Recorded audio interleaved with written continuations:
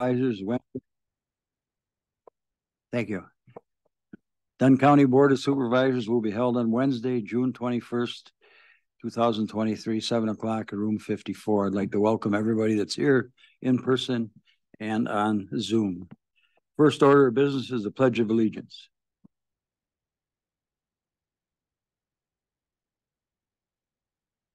I pledge allegiance to the flag of the United States of America, to the republic for which it stands, one nation, under God, indivisible, with liberty and justice for all.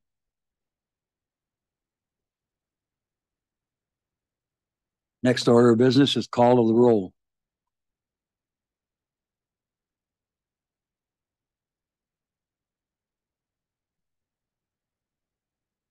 Supervisor Brian Johnson. Here. Supervisor Patrick Breslin. Here. Supervisor Vaughn Hedlund.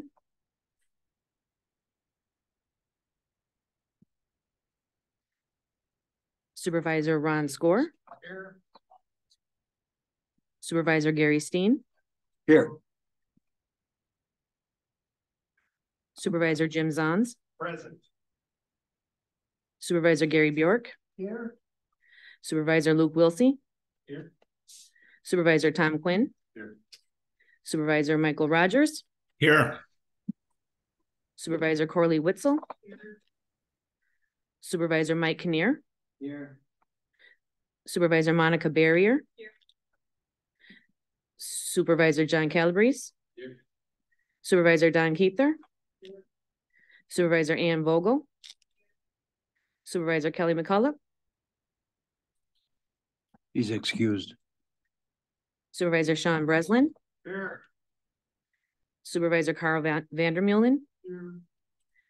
Supervisor Hillary Robinson. Here. Supervisor Diane Morehouse. Here. Supervisor Andrew Hagan. Here. Supervisor Mark Thomas. Present. Supervisor Randy Prochnow. Here. Supervisor Tom Gilbert. Here. Supervisor Larry Bjork. Here. Supervisor Robert Bauer. Here. Supervisor Tim Lenow. Supervisor Jerry Hartung. Here.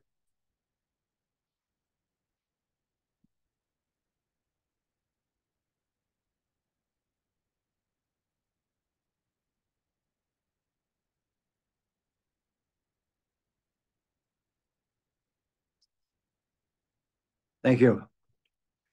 Next order of business is the approval of the minutes of the May 17th, 2023 meeting. I would entertain a motion. Supervisor Bjork, Larry Bjork, Supervisor Johnson's a second. Is there any discussion, corrections? Hearing and seeing none, all those in favor signify by saying aye. Aye. Aye. Opposed, same sign. Motion carried. Next order of business is presentations of petitions, memorials, and other communications.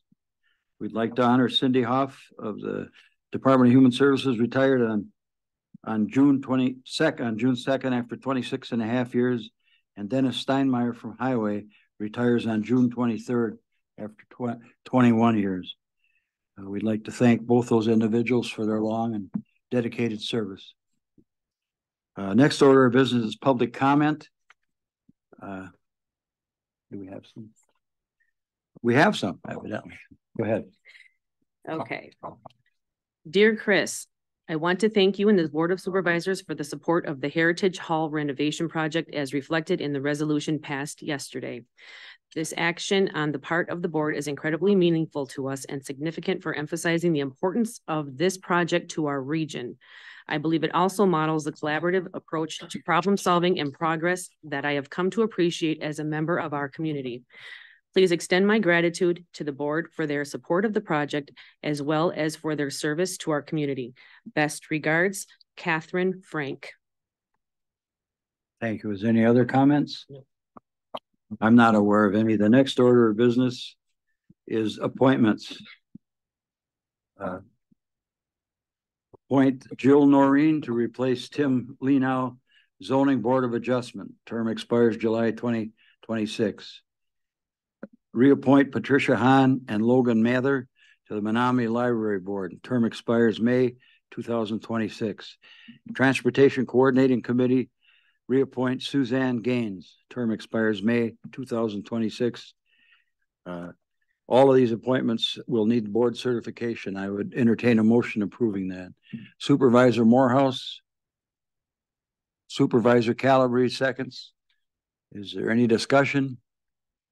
Hearing none, all those in favor signify by saying aye. Aye. Opposed, same sign. Motion carried. Thank you. Next order of business is number 8, report of the county manager.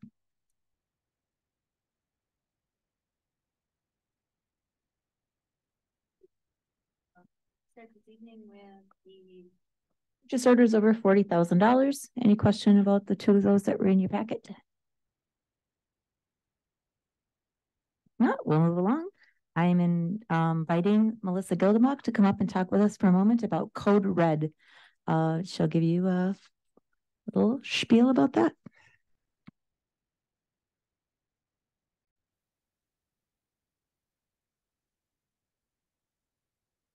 Thank you very much.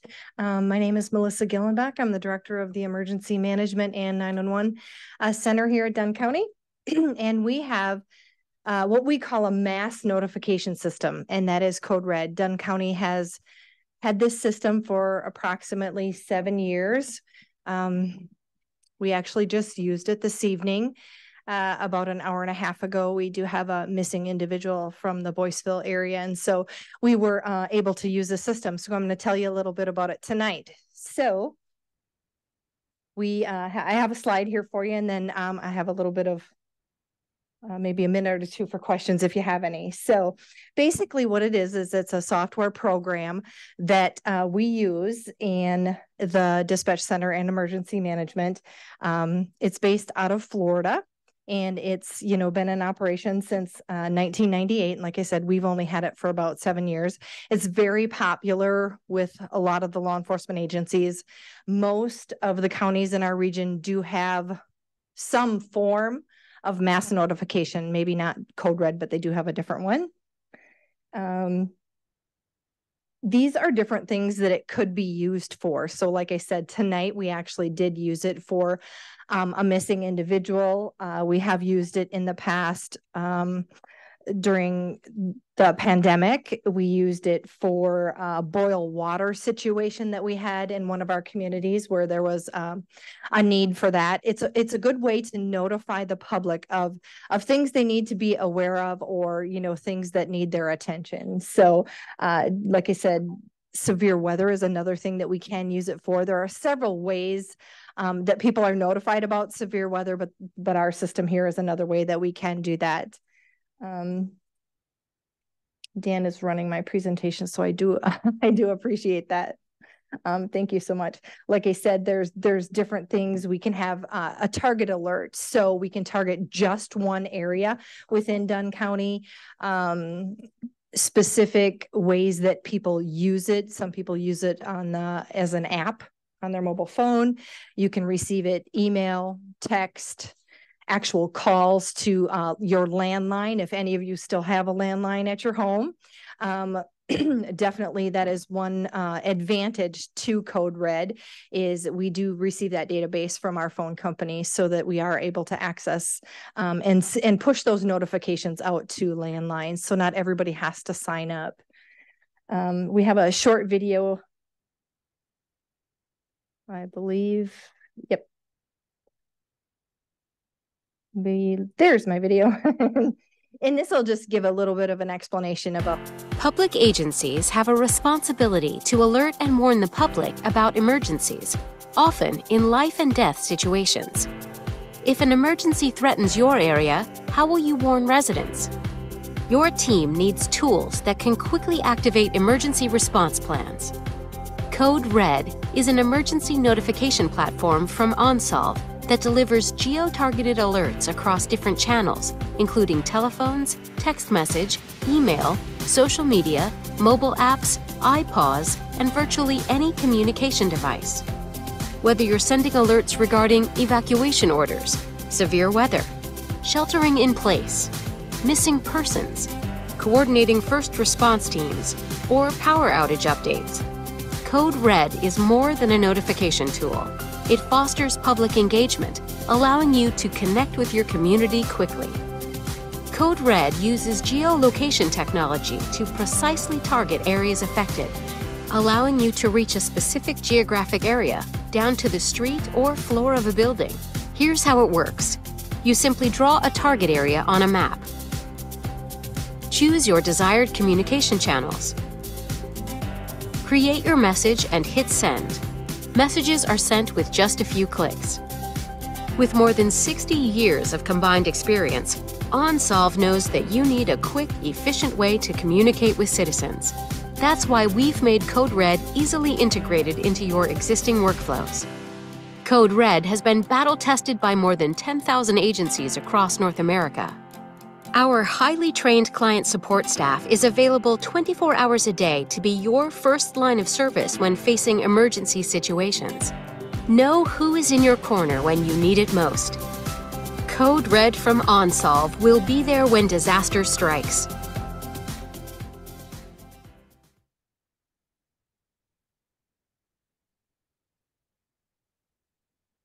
And as I mentioned earlier, we did use this system this evening, and these are it's just a screenshot of kind of the statistics that we were able to retrieve from it. So we just used a small area. We did like a 5-mile radius, in northern Dunn County, and we had 654 lines that we were going to reach out to in that 5-mile radius. And I think we reached 335 different lines. There was 125 that we were not able to. So, the line has been disconnected, or, it's no longer in service, or there's something wrong there. It went out to 42 emails, text messages, things like that. So we get a report like this, so we can kind of, after the incident is over, we can kind of review, was it a great tool to use?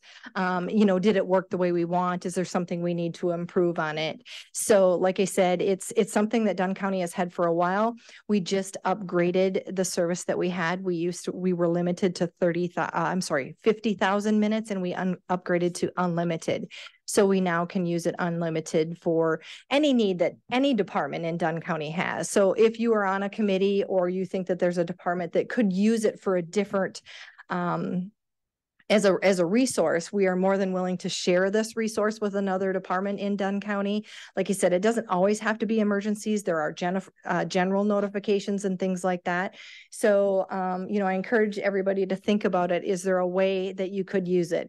I know that we're going to be working with the highway department and trying to see if this is a good tool for them to use in the winter for calling in their drivers to go and plow snow at 3 o'clock in the morning versus, a calling tree, or however they do it now. So there's lots of uses for it. It's just, we happen to use the emergency side of it. So does anybody have any questions? Supervisor Bjork? Melissa, if you launch this one, who else launches it? And then how is there a response after the person's been found or something like that? Sure. Probably 95% of the time, I'm the one who does the launch process. We've had a little bit of turnover in our department, so hopefully we'll get some more people trained on it. But yeah, I do most of them. And yeah, definitely, if there is, something that we need to, notify the public of, the situation has resolved itself, or the person's been located or whatever, we do send out, a notification.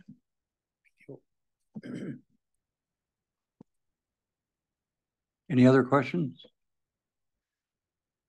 Supervisor Calabrese. Yeah, thank you. Thank you. Mm-hmm. You said that for people with a landline, they don't have to sign up, and so do the only people who receive it are people who signed up for this? No, so if you do have a landline, we are able to purchase some information from the phone companies. And, we try to do that every couple years.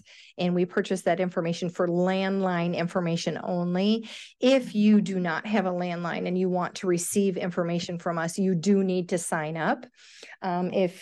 I think there was one more page on the slide, and I also do have some little postcards in the back. Feel free to take them. And there's information how to sign up for Code Red here in Dunn County. It gives you a couple different ways to sign up. So you can always sign up. You can sign up to get emails, text messages, and there's a few different options on that when you do sign up. Like, do you want to receive the severe weather, or would you rather not? Do you only want to receive emergency notifications? So there are a few little things that you can change the way you are notified. But if you do have a landline and you do not receive a message from us, we can definitely sign you up. Like I said, we purchased that from the telephone company, and phone numbers are coming on and dropping off every day. So Thank you. Yes, you're welcome. Seeing no other questions, thank you, Melissa.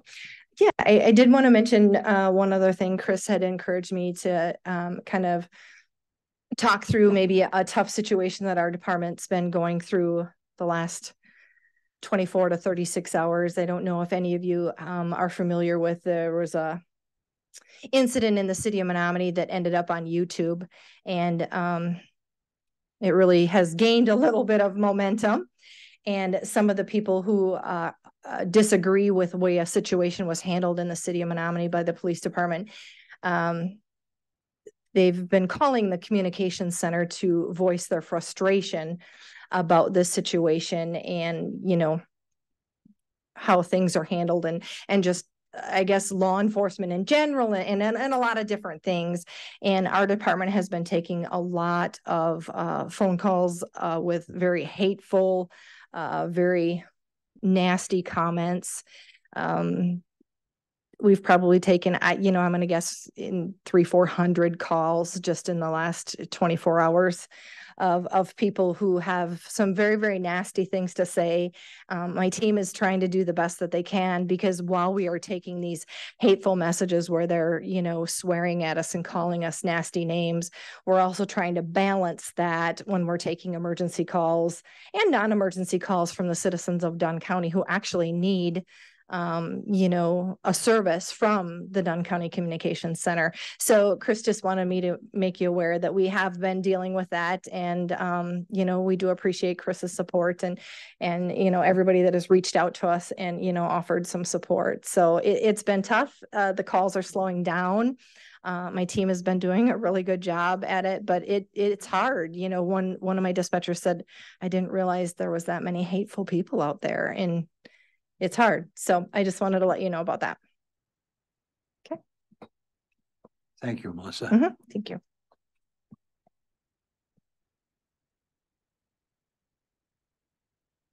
Oh, excuse me, Supervisor Kinnear. Thank you, Mr. Chair. In regards to what Melissa just told us, I am glad you said that, because it's very important to call out bullying rather than to let it slide under. So thank you for sharing that with us.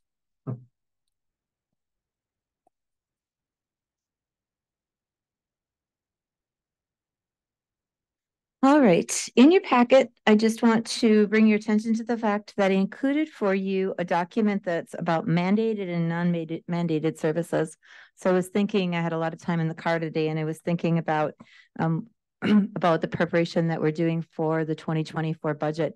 And if you've ever been involved in like a distance, a running event or a biking event or some sort of physical activity event, you know that you carb load before the event. So the mandated versus non-mandated services document and the PowerPoint that I'm about to go through are your carb loading for budget, to give you a nice base of nutrition upon which to begin to take a look at the 2024 budget. So that document was largely co-opted from St. Croix County, although you'll see that the services and the categories of departments are pretty similar from county to county. So it just gives you a point of reference that I encourage you to refer back to as you're thinking about, is this something that we're required to do? The difficult thing about mandated services is that they often are, things may be mandated, but it's not necessarily to what level. Is not descriptive. So for instance, in the Department of Human Services, we're mandated by statute to provide services to people with mental health and substance use and developmental disabilities, but it doesn't say to what degree. And so we're the primary entity responsible for that, but it doesn't say how much. So, but it is a reference document for you as we work through budget and you're thinking about, do we have to do that? Or is that something that we have some latitude to make some decisions about? You can reference that document. And then I wanted to just walk you through, we've gone through a lot of educational kind of foundational, probably is a better word, information over the last several months. And I tried to pull some of that and a little bit of new information together for you, again, as a foundational piece for looking at the 2024 budget process. Departments are just finishing up, pulling their budgets together, their first round of budget together. We've asked them to do that by the end of the first week in July. And then Beata and I will work together. Beata primarily will work together, work to pull up that information to be ready for the standing committees in August, and then our board workshop at the end of August. And then ultimately some deliberation on what will be the funded priorities for 2024 will occur in September and October. So here we come. So here's an outline. We're going to talk about some positive financial indicators, some contributors to need, and then some of the tools that we have available. And some of this will be a little bit of, what am I looking for? What's the word? Review, a little bit of review. So the first is sales tax. So some time back, there was a Supreme Court ruling in 2018. And then Governor Evers signed some legislation in 2019, which basically expands Wisconsin's authority to require out-of-state retailers to charge sales tax. So, if you go out to buy something from a company that's not located in Wisconsin, you pay Wisconsin sales tax on your purchase online. Well, all of that has combined along with, I'm sure, the pandemic in which people were ordering things at a record pace. And probably the stimulus money helped with that as well. All of that has combined for our sales tax revenue for Dunn County to increase $870,000 in the last 3 years. And that is a direct feedback to us that comes into our coffers for use going forward.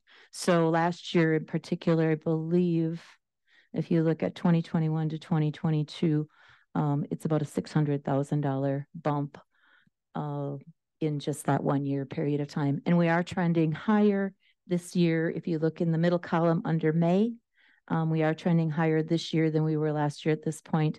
1.7 million 24,000 to 1.7 million 89,000. So about $60,000 higher this year. So that's money that we will directly be able to utilize to fund priorities. Secondly, lots of chatter in the media in recent weeks about shared revenues in Wisconsin. So shared revenue is simply your income tax dollars, portion of income tax dollars that come back to us as a county through the state, your state income tax. And shared revenue, that $2,212,000 has been frozen, basically frozen since 2004. And we will now see $1 million bump in that amount for middle of 2024. So that is also money that we can utilize. And I had down there that the legislation had been introduced and was pending, but now it has been approved. Signed yesterday, I believe. Interest income. So for a very long time, you know, from your own personal checking and savings accounts, that whether you earned 0.01% interest or 0.012% interest, it didn't probably make a whole lot of a difference. And over the last particularly year, starting in 2022, but now certainly in 2023, that has changed. Treasury bonds, currently Treasury bonds are trending at about 5.5%, 5.4%. And our money that we have sitting in one of our more flexible places where we can grab it quickly is earning just over 5%. So you see, in 2021, we budgeted $125,000 and received about $9,000. That's not 100% the total amount, but that's the quickest pull. But it was a low dollar amount. In 2022, we budgeted $100,000 and actually received $139,000. The interest rates were starting to grow in 2022. And now in 2023, we budgeted $75,000 and we're actually projecting with 4 months of return at $520,000. And again, those are just our monies that are sitting, some of them in a longer term investment pot of money and some of them in shorter term, but even our short term, that local government investment pool money is earning 5% interest right now, which does include our ARPA money, our opioid settlement money, our workers' compensation are all earning that 5 or a little bit more % interest right now. So salary and fringe considerations.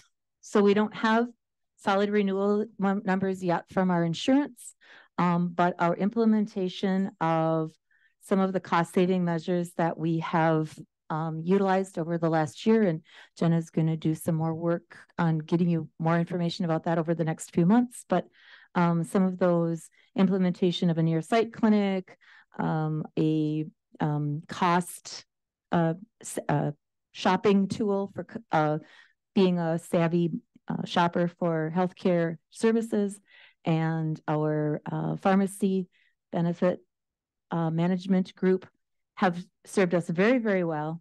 And we don't believe that we'll have to make any premium changes in 2024. In fact, we may be able to make some additional adjustments down in terms of what workers, maybe not in premium, but we're looking at some other incentive work that we can do to be a benefit to staff and giving them more bang for what they're paying for their health insurance coverage. The Bureau of Labor Statistics reported that between April of 22 and April 23, essentially inflation rose 4.9%, and wages for private employers grew by 5.1, and public employers 4.7. So those numbers are still pretty hot, comparable to what they were just a few years ago. And you can see the 20-year average on that growth rate is 2.3%. So for that to be that high in the last year is basically almost double what it was over the 20-year average before that. A 4% compensation grid increase from the center of our wage grid combined with annual step increases costs approximately $2.3 million. But on the flip side, our staff are undoubtedly our greatest asset. In a lot of the agencies or a lot of the departments in the county, a vast majority of the work that we do is staff. There's not very much, I know in child support, I believe there's like under $50,000 of other costs other than just staff costs. So in many of the departments, a majority of the cost is staff costing. So I wanted to make sure that you really, really understand levy caps, because they're such a huge piece of how we have to maneuver around making our budget work. And so I tried to come up, Dunbar and I brainstormed one day how we could create an illustration of what kind of based on something that we might all be able to relate to, what levy caps really mean. So say you're a young adult who's worked hard, lived responsibly, haven't been out carousing. Your dad becomes ill and your parents need your help to run a small family business, and they agree to pay your expenses in exchange for your assistance. You recently bought a car and you've incurred some credit card debt. Your mom tells you she'll cover your base expenses and the car and the credit card payments until the debt is paid off. Her payment to you will then be reduced accordingly. So here's what that looks like. In year one, you had a house because you were a young responsible adult, and you had some groceries and you had some insurance and fuel costs and some miscellaneous spending, and you had a car payment and a credit card payment. So your mom is going to give you $3,200 to cover those costs. $1,000 of that is your debt payment. And then you see that the amount goes down a little bit. You're still paying, your mom's still giving you $1,000 because you're trying to get rid of that debt. Year three, same thing happens. And now your debt is going down. And in year four, it's finally paid off. So now your mom reduces her payment as the arrangement was for $20,000 to $22,500 and just pays your base expenses. This is essentially the red boxes on the bottom are essentially our levy limit. We have base expenses that we are capped at an amount, and that's how much we get to spend. Goes up a little bit, goes down. I mean, it's not exact, but it's basically a very, very minute changes. In year five, you're in a car accident and your car is totaled. You and your mom discuss the options, and you can either reduce your base expenses and cover a new car payment, or you can take out a loan, borrow money, and your mom will cover the new payment amount. So again, your levy caps are your base expenses that you can. If you want to do something else, you either have to do less of the base expenses or move them around, or you have to take out debt. Those are your two options.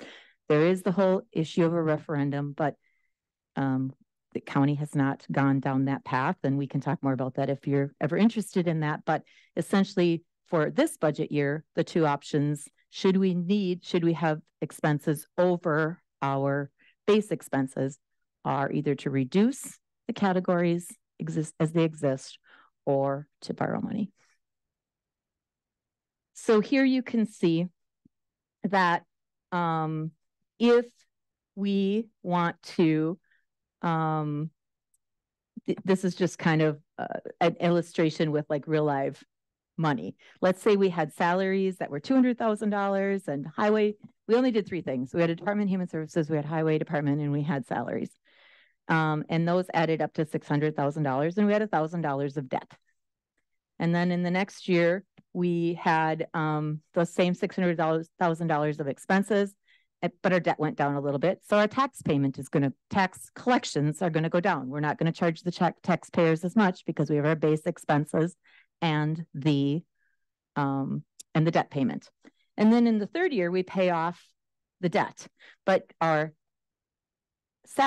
expenses moved around. Our salaries went up, our highway expenses went up. So we took some from the Department of Human Services to balance it all out.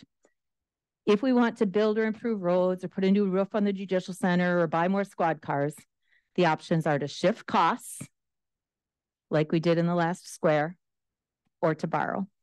It's not an option to increase taxes without borrowing or without a referendum.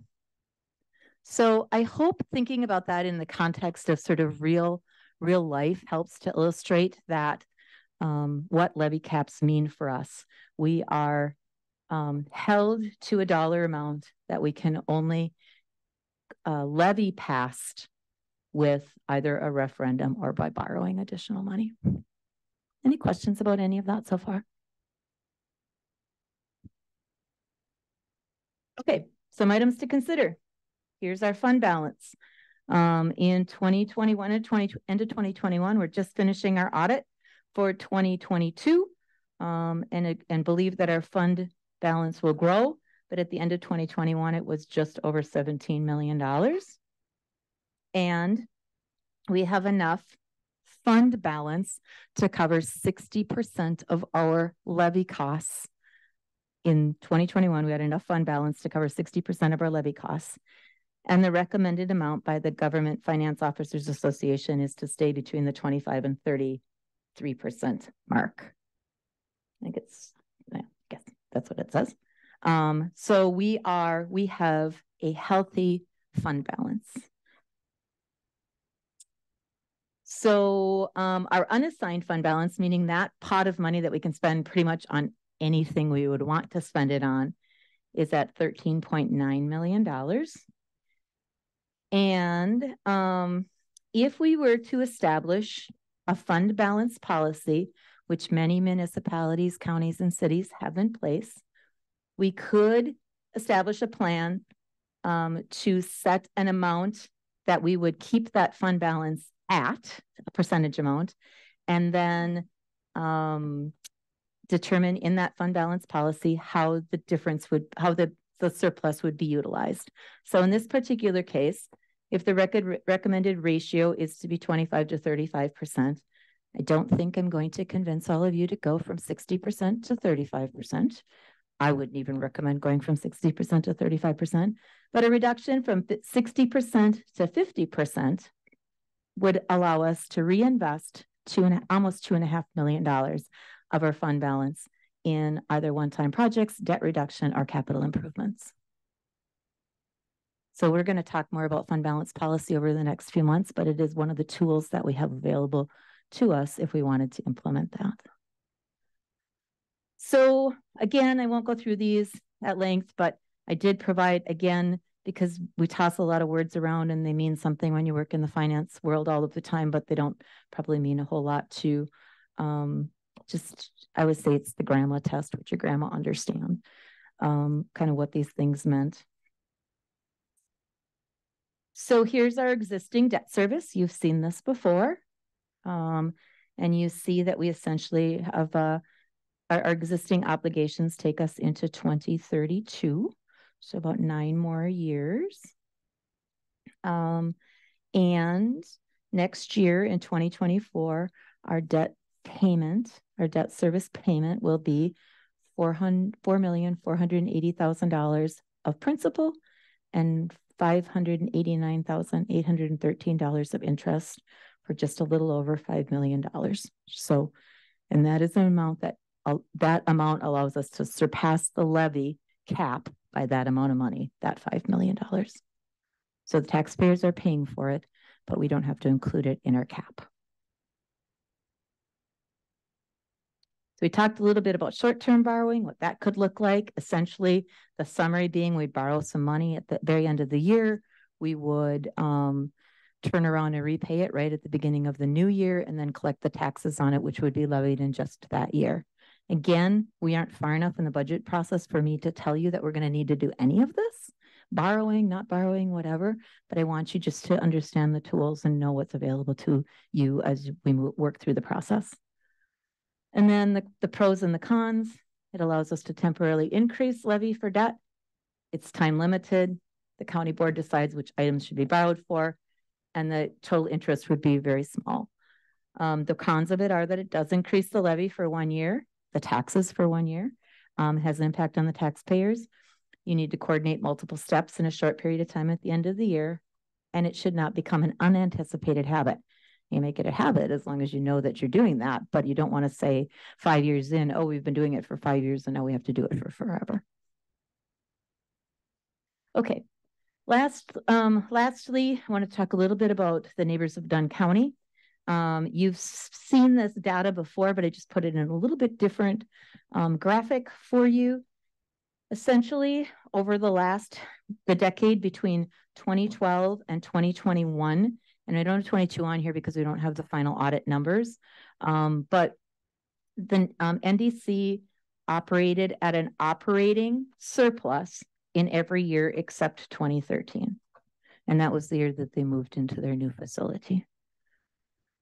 And if you recall, in 2021, they put $1.5 million back into the fund balance. Now, the bad news is that that they're going to take that back out in 2022, but we'll talk about that in a second here. So here's just some information.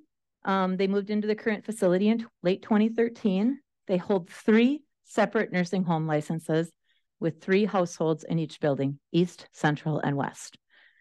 So when we talk about NDC and could we, could we, I'll just say it, could we sell it? Could we close a household? Could we close a building, etc.? You're talking about 3 separate licenses. So we'd be selling 3 facilities. We'd be closing an entire facility license for 1 whole building. When fully staffed, it has capacity for 137 residents, and current census has hovered around 100 for quite some time. It provides Meals on Wheels to the senior nutrition program, and that's reimbursed by DHS at no additional cost to NDC. They're not carrying any of that. That's not reimbursed to them. They employ about 150 county staff and 30 agency staff or leased staff. Those are just kind of ballpark numbers. The issues that are currently impacting operations are staffing, attracting and recruiting county staff versus agency and travel staff, complications with rates and supplemental payments, and we have an appeal process in place with the state right now. And then 2 households are closed. So 2 of those 3 households in the central building are closed, and 70+% of the residents are funded by Medicaid, which is a lower payer, generally a lower payer. Wisconsin Watch, the news agency, reported the following. Wisconsin's long-term care industry is similarly in crisis, with roughly 1 out of every 5 caregiver positions vacant. And then it goes on to tell you some numbers about that. And meanwhile, Wisconsin has lost 42 skilled nursing homes between 2016 and 2021, according to Leading Age, and 16 more closed in 22 and 23. So again, I wanted to give you sort of think about it in real life terms. It will sound as if I'm playing upon your sympathies. I'm not, because this is a composite. I'm not trying to. I'm trying to bring to light what all of those things mean in terms of the average person here in Dunn County who may need long-term care services. So this is a composite. There might be a Gerald Williams in Dunn County, but this is not him. This is a composite of situations that we created to illustrate. So Gerald Williams is 84 and he lives in Colfax. He currently lived at home with his wife, Mary, who is his primary caregiver. He's been in declining health over the last few years, and all of their 3 children live out of the state. One day, Mary walks in the kitchen and she finds that Gerald's fallen over and he's having a hard time breathing.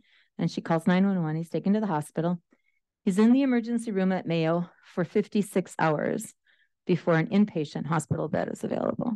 And having just spent all day Sunday in the emergency room with my mom, I know that this happens. The nearest hospital bed was Eau Claire. Once he's transferred to Eau Claire, he has a 3-week stay until he's ready to be discharged to a long-term care facility for rehabilitation and potentially for a longer placement. One of the Williams children comes and they attempt to help because Mary can't drive to Eau Claire to visit him. And when the hospital social services staff talk with them about options for their family, they give them a list of possible facilities in the area. The Colfax nursing home is closing, as has the one in Prairie Farm. This is true. And another in Eau Claire. The closest facility to his home that is still open is the neighbors, and that's his first choice. But when the hospital makes a referral to the facility, they're unable to accept Gerald because they don't have any beds available. They're not staffed to be able to open those additional houses. They've been overrun with referrals, and they're now the only nursing home serving 4 communities. One of the facilities in Eau Claire, where Gerald's been in the hospital, has an open bed, but this is too far for Mary to drive. The son needs to go home and go back to his job, and he's not able to continue to transport his mom while Gerald's in the nursing home. So this puts the Williams in a very difficult situation. They need to decide if their priority is quality of care or receiving care in their community where Mary can visit Gerald. This situation is directly related to the changes in long-term care access and the decrease in nursing home beds, causing stress on residents in small rural areas. People who've lived their whole lives are unable to remain in their communities and their families are dealing with the extra stress as they navigate trying to figure out what to do in an already difficult time of their lives. So I just wanted you to kind of have a personal side of all of our conversation about the neighbors of Dunn County. So here's some things to consider. They've had an operating surplus in 8 of the last 10 years, except in 2013 and then last year, 2022. 4 nursing homes have closed within a 45-minute drive shed. Colfax, Pioneer Health in Prairie Farm, Grace Lutheran in Altoona, and Clearwater in Eau Claire. NDC committee is planning to reopen one of the households in 2024, but it's unlikely that both will reopen. And our current anticipated deficit for last year is about $1.2 million, projecting an operating loss in 2023 as well. If you take staff out of the calculation, the operating budget is on target, but it's the staff costs that are driving the overages. So here's the summary. We have a healthy fund balance. It appears it will grow at the end of 2022 audit, despite that $1.2 million in operating deficit from NDC. Dunn County has not borrowed any money in 2023 and it doesn't appear that we are going to need to. It's not using any borrowing in 2024 for capital improvements. The employment market remains competitive and our turnover rate is running at about 20%. And this impacts service delivery negatively, but it also means we're underspending our salary and fringe budget by about 9%. And we budgeted for a 2.82% vacancy rate. So there's some savings in that.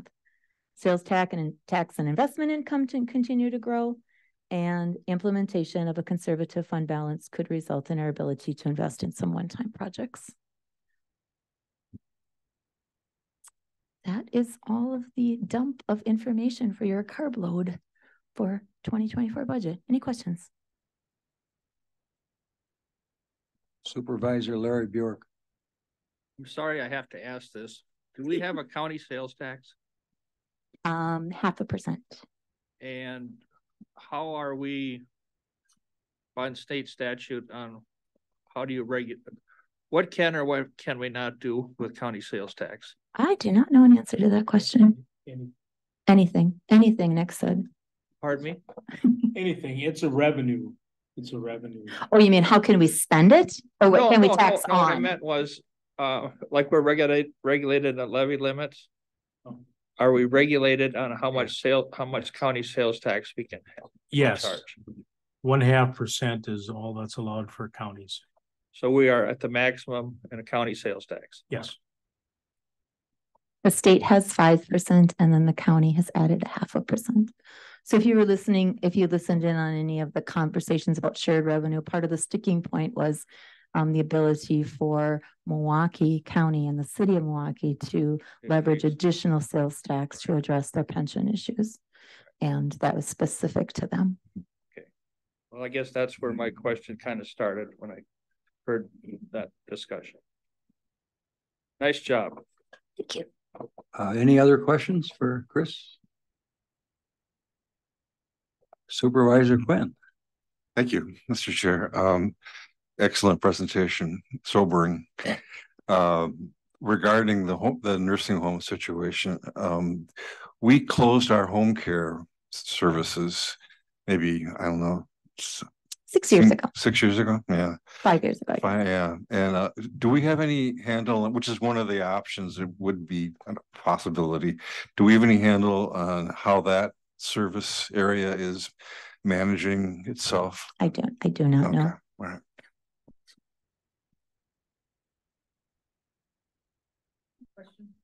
Supervisor Gary Bjork. Thank you, Mr. Chairman.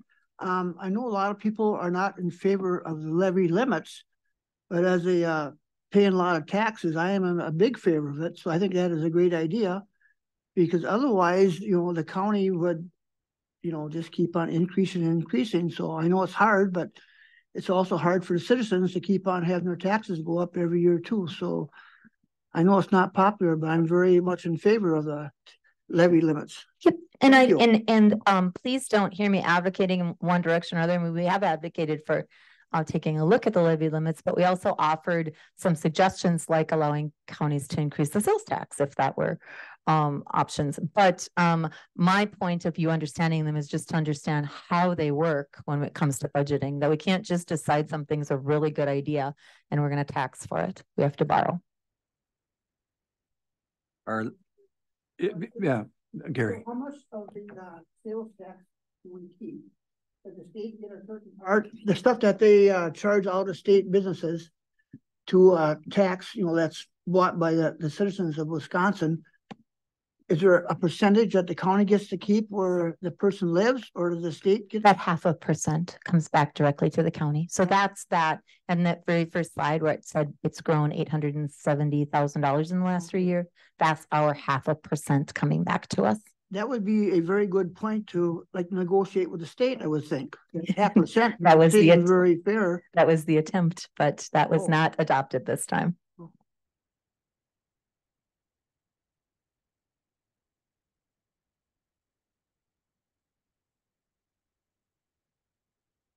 May I? Supervisor Barrier. Okay, thank you. So going back to the interest income, so we have a pot of money that's earning a pretty handsome amount of money in interest. What is that? Is that the general fund? Yes and no. How's that? Because we're good for the government, so we can't just give you a straight answer. You know, we have to make it complicated. It's a combination of things. And again, as we're just going to kind of keep returning to some of these concepts because it does get confusing. So we try to keep a minimum of, where's Sophia, $2 million in our checking account. We have a checking account with Bremer Bank. And that is probably earning nominal interest, if any. Right? Okay. See Sophia shaking her head. So yes, so that's not earning much money. But Sophia regular, if that grows, we get some stuff, then she moves that to that local government investment pool improvement, local government investment pool. That's a collective organization, and along with the one that you recently approved called a WISC, which basically take all the monies from all over and invest them so that you get a better rate of return.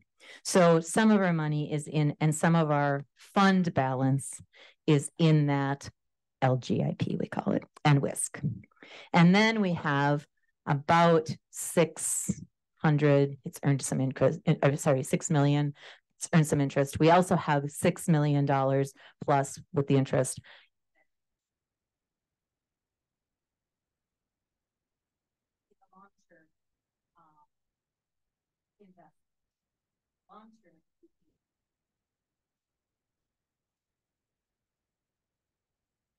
Good. All right. We also have the $6 million that's long-term. Long-term meaning we can get at it pretty quickly, but it might take us 2 or 3 days instead of a few hours to get the money. And that also is earning some nice interest. We had at the end of 21 spread amongst those things $13.9 million of unassigned fund balance, meaning money we could spend however we wanted to spend it. And then some of it's tied up in other things that are like already committed kinds of monies. And then some of it's just our general operating revenue. Okay, so I think I understand a little bit of it. So what I'm wondering is if we spend down some of the fund balance, does that then mean that we'll be losing some of our interest income as a result? Okay, so that's something to keep an eye on. Right. Okay. Yes, we would lose, probably safe to say, that current like 5% interest on however much we spent down. Okay, all right, thanks. Supervisor Keither. Thank you. On the fund balance, what is the assigned portion of that? There's the unassigned that we can spend any place. What's the assigned? Some of it they're just like various like liabilities that we have out and about. Our workers' compensation.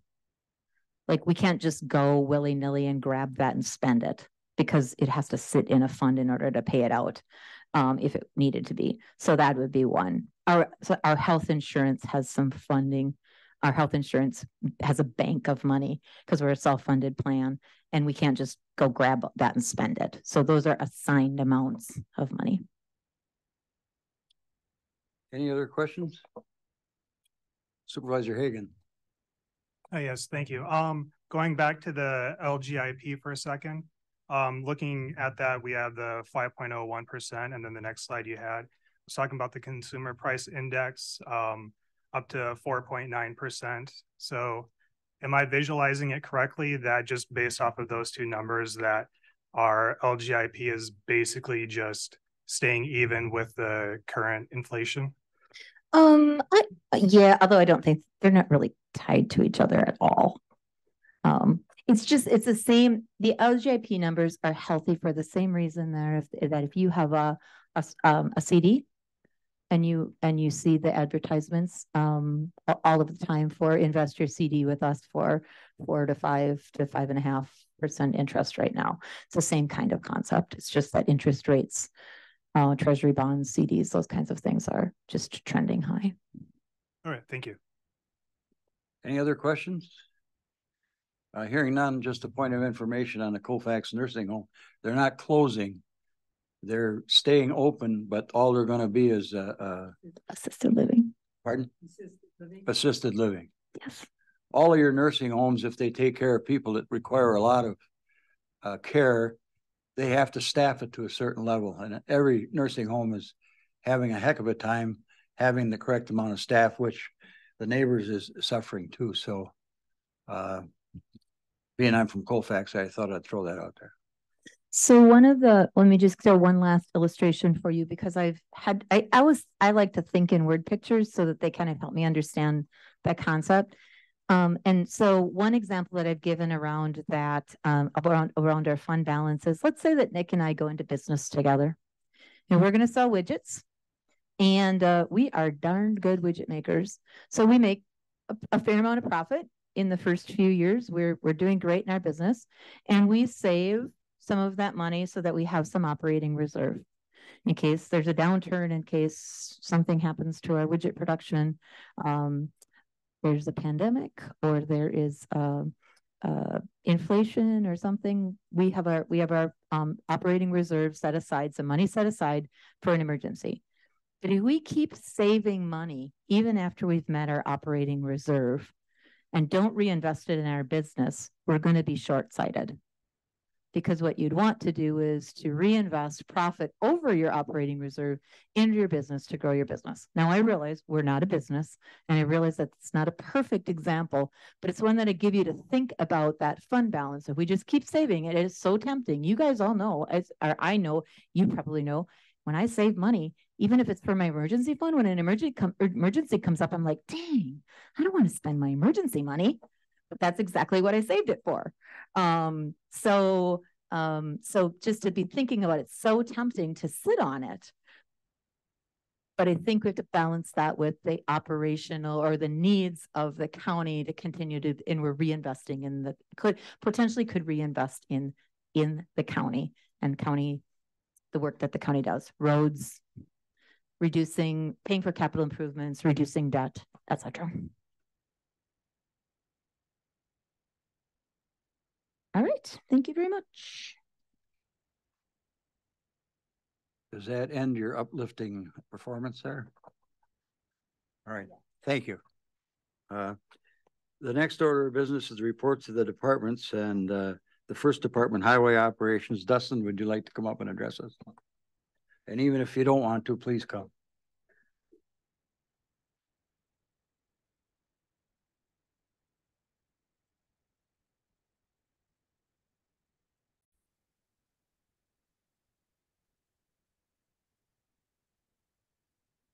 Good evening. I'm Dustin Binder, the Highway Commissioner at the Highway Department. I will go through our 2022 operations report. I'll try to spice it up a little bit after Chris went through her spiel. Seeing that wasn't exciting. Oh, it was. It was very exciting. I just want to give a little introduction. Obviously, some of this is new to some of these individuals. But it is a review for most. But Dunn County has 425 lane miles or center line miles and 852 lane miles, which ranks 7 out of 72 counties in the state of Wisconsin for the most county roads maintained by a county entity. Dunn County has 76 federally mandated structures, and we actually oversee 75 additional bridges on behalf of the towns and municipalities in Dunn County. The state of Wisconsin is the only state that actually contracts with county entities to perform maintenance work on behalf of the state of Wisconsin. So that generates an additional 206 centerline miles and 516 lane miles that county forces maintain on behalf of the DOT. We also provide a number of projects, maintenance for municipalities, towns, villages, cities, as needed. We currently have 51 employees, which consists of a highway commissioner, an assistant commissioner / engineer. That title did change this past year. It was the engineer superintendent, but now is the assistant highway commissioner. And know that he's not doing my work. He or she is not doing my work. So patrol superintendent, shop superintendent, 2 crew supervisors, 1 sign coordinator, 1 stock parts clerk, 6 mechanic welders, and 37 operators. And we are currently down 2 operators right now with retirement and resignations. So full staff, we have 51 employees. We do have 1 main shop in Menominee and 5 satellite shops in O'Galley, Rock Falls, Colfax, Boyceville, and North, what we call the North Shop, which is at 25 and 64, just north of Wheeler. Here's a map of the whole Dunn County system. Like I said, 425 miles of roads that we maintain. A map of all the bridges in Dunn County. So there's a number of bridges that includes county and town structures. So I just wanted to go through a list of what we completed in 2022. So we completed 10.71 miles of road construction projects. Some of that was done locally with local forces, and 1 project that we actually did was contracted out that had state and federal funding involved. Anytime you have state and federal funding with a match project, it has to be contracted out. And county forces cannot do that. So there's the list of projects that we did. County Road Q, we did 1.1 mile with approximate cost of $392,000 to complete. And mind you, I just wanted to point out that all these costs are labor, equipment, and material costs. County Road V project did a 3.25 mile section up by Sand Creek. With a cost just over $1 million to complete. County Road Z, which was a 3.82 mile section of road. Approximate cost was $1.7 million.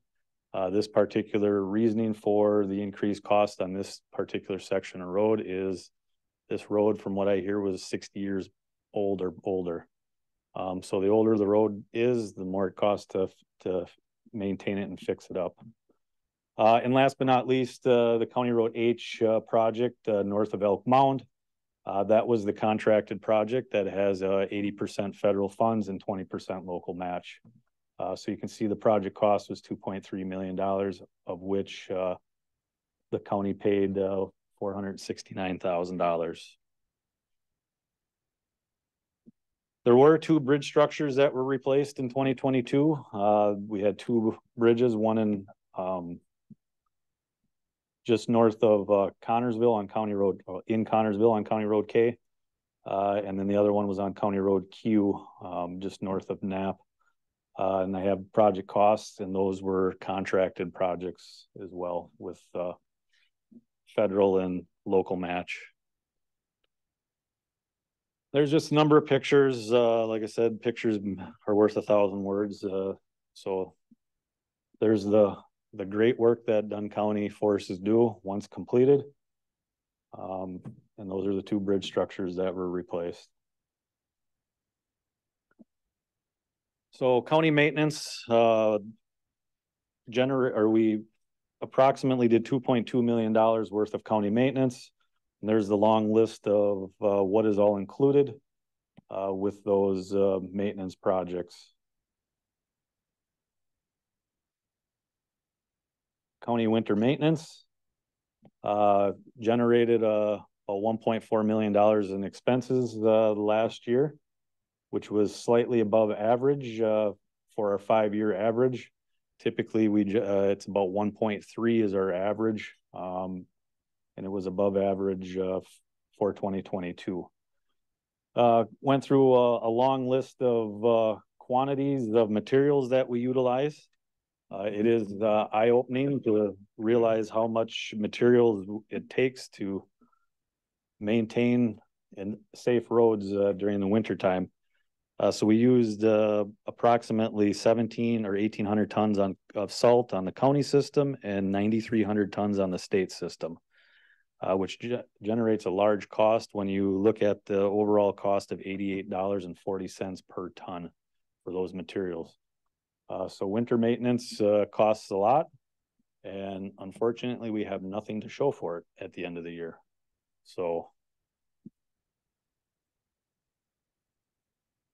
there's a list of the equipment and assets that we purchased in 2022. As you can see, there's quite a bit of cost there of $1.2 million to purchase this equipment. We unfortunately just don't have small pickup trucks and all this. We have large plow trucks, backhoes, skid steers, all of that nature, and a pretty significant aging fleet that needs to be kept up. Just wanted to go through kind of like our current pavement conditions. We do a analysis on our road conditions called the PACER program that needs to be submitted to the DOT every other year. So we do a scale of 1 to 10, 1 being failed road and 10 being a perfect road. As you can see, it's pretty hard to see this, but we have approximately 2% of our roads are failed, which is very poor condition. On average, 46% of our roads are at that 5, that breaking point where they eventually will be at that stage of failed condition, unless we can do something about that going forward. Just put a little list together, how much it costs to do our road maintenance and construction. Just putting an overlay on is 100,000 miles, and actually that has changed. It's 150,000 a mile, just for this year. It's just a significant cost. Rehabilitation, you're looking at $400,000 to do a pretty simple project where we pulverize and repave the roadway and do some ditching work and stuff. So it adds up very, very quickly.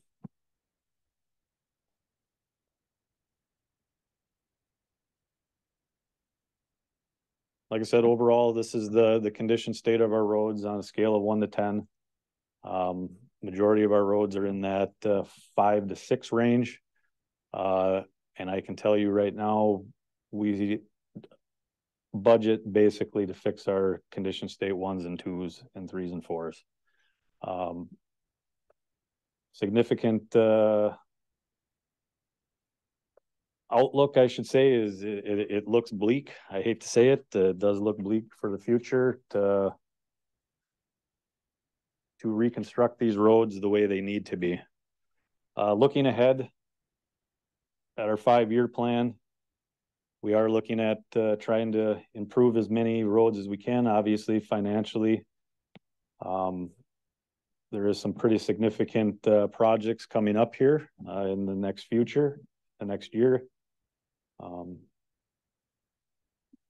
costs just from this year to next, that we're anticipating approximately a 25% increase just in concrete materials. And our County Road B projects are concrete. So what you see there is probably going to be increased by 25%.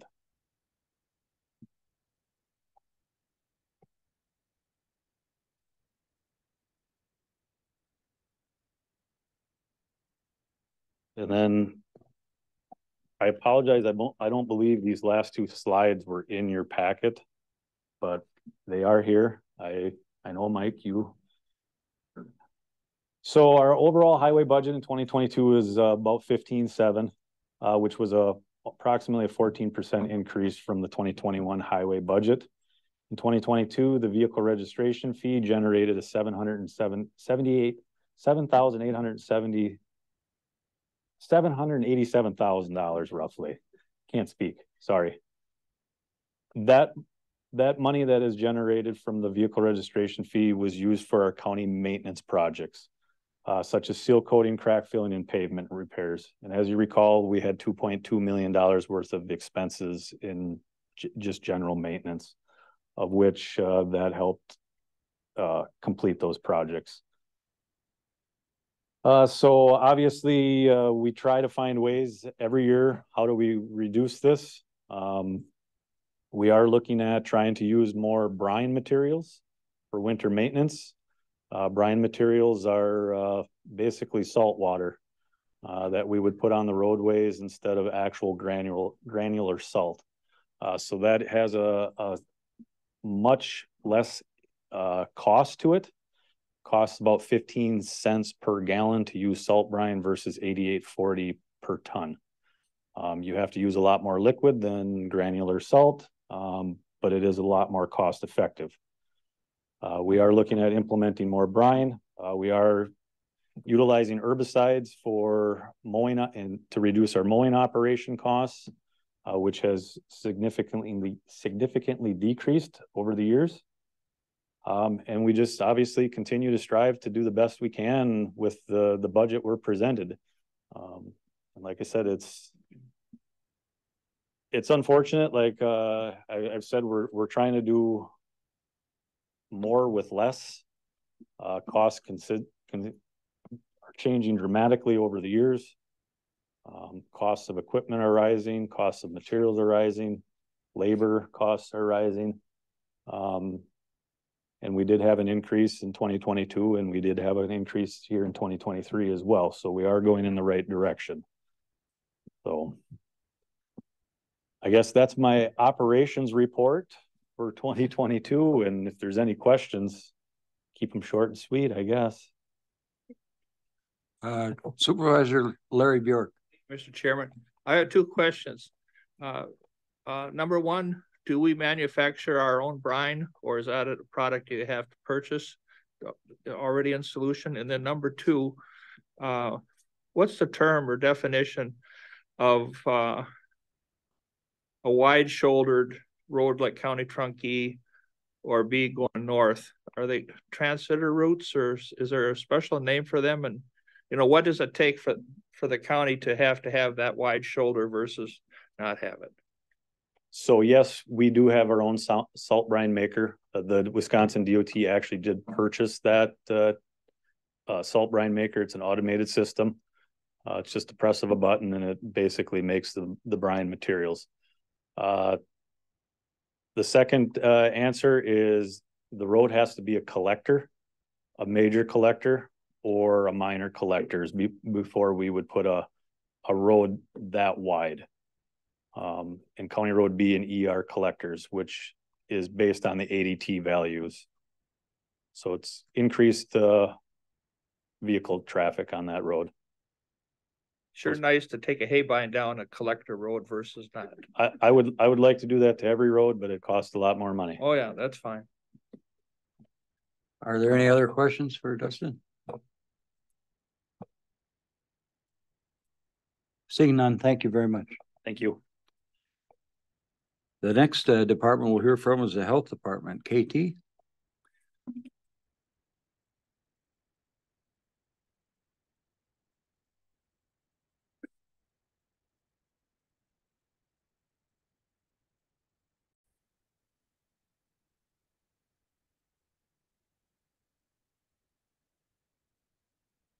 I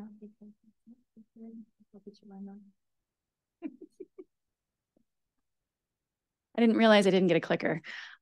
Good evening, everybody. KT Gallagher with the Dunn County Health Department. I do have a presentation that you do not have in your packet, but in your packet, you do get our report. We are statutorily required to submit that report to, thank you so much, the State Department of Health. And so you have that same copy. It is 10 pages. It is not text heavy because who's got time for that? But it does give you a sense of what we do and how we do it. I want to hit some of those highlights, and I thought that I would frame it in that mandated versus not mandated services to kind of help share in that carb loading, I think county manager called it, as you think about the budget coming up. But first, I want to recognize that it is close to my pumpkin time, and you guys might be getting tired. So we're going to start with some physical activity.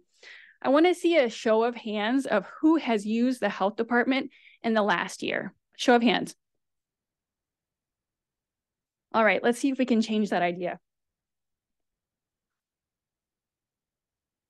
All right, so in the last year, and you don't need to show your hands until the end because I don't want to call anybody out, especially for the last bullet, and you'll understand why. Have you welcomed a baby into the home in the last year? So we follow up on all birth records, oftentimes pairing a nurse with that family. We also do free water testing if you're on a personal well. Have you had a TB skin test for work in the last year? So many of our long-term and healthcare related facilities come to the health department for a reasonably priced skin test to prove that that individual does not have tuberculosis and will not pass it through the work that they're doing. Have you tested your house for radon in the last year? So radon is a naturally occurring odorless gas. It has no smell, it has no visual. The only way to know if you have it is if you test. It's the second leading cause of lung cancer. Dunn County is a regional office for radon, meaning we support not only Dunn County, but 7 other counties. Here's where I got you. Have you eaten at a Dunn County restaurant in the last year? Thank you so much. Yes, you have. And so our environmental health programs inspect all licensed facilities annually. And this is why you don't raise your hands. So we also are required to follow up on communicable diseases. So that's everything from E. coli, whooping cough, and chlamydia. And no, that is not a flower. So let's talk about our divisions. So we have a public health nursing division. This division has both mandated and non-mandated services. Our mandated services are woefully underfunded. So we look at when people think of the health department, they think about babies and shots. Most people do. And we do those things. So our prenatal care coordination, or PNCC, and our nurse family partnership programs, they help families with babies. The nurse family partnership program is an evidence-based program. Current return on investment is $5.7 for every $1 spent. Before COVID, it was up to 6.4.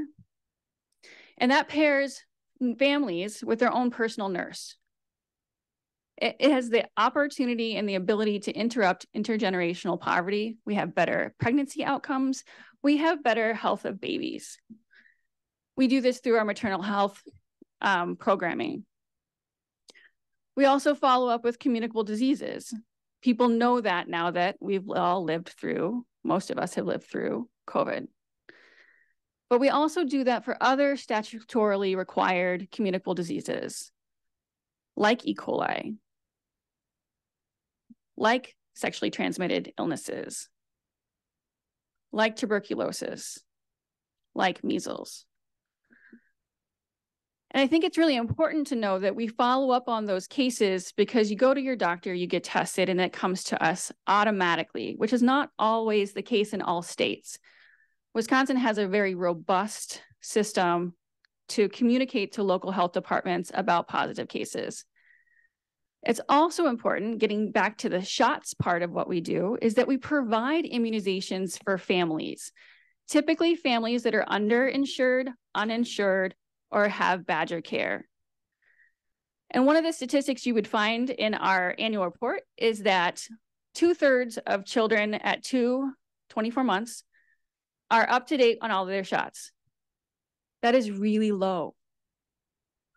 When you think about how many people need to be vaccinated against measles to prevent an outbreak, that's 95%. At 67%, a measles outbreak, like the one that hit some of our immigrant populations in the Twin City Metro just a couple years ago, would burn through pockets of our county.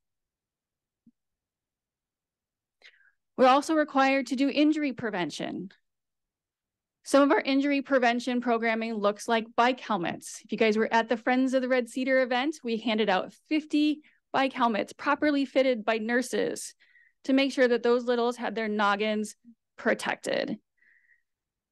We also do car seat installations, again, because if you've ever tried to get a car seat in or out of your car, it's tough. And where does that belt go? Who knows?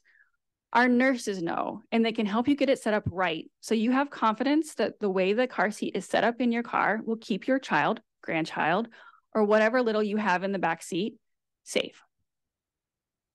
We also follow up on lead poisoned child. So elevated blood lead. Does anybody know, rather, I won't make you do that. So our housing stock, about 50% of our housing stock was constructed before 1978. 1978 is important because that's when lead-based paint was banned. So we have a lot of people living in houses where they are exposed to lead. There is no safe exposure to lead. You have cognitive delays and disabilities happening at relatively low levels. 2 weeks ago, we had a child, and so by low levels, CDC says 2.5 micrograms per deciliter, 2.5. 2 weeks ago, we had a child report with 31. That child is having physical manifestations of lead poisoning. Our nurses, our environmental health specialists go out and mitigate that issue, writing orders if need be. Injury prevention. What do we do that we don't have to do? Well, I just talked about some of the things that we have to do that don't make a lot of money. Our reproductive health clinic provides client-centered services, meeting the client where they're at about when they want to have children and their own reproductive health, both men and women, and all gender identities, so that we can keep people safe.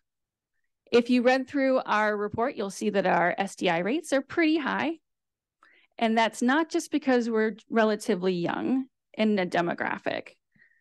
So we have a campaign called Get Yourself Tested. We use that funding, and hopefully you guys have seen these, that in 8 different bars and 7 different community partnerships, we have free condoms because the return on investment on a condom is pretty darn good. And folks know that they can come in and get tested for whatever thing reproductive related they'd like to, oftentimes for free. We can see people at 250% of federal poverty level for a free or reduced cost.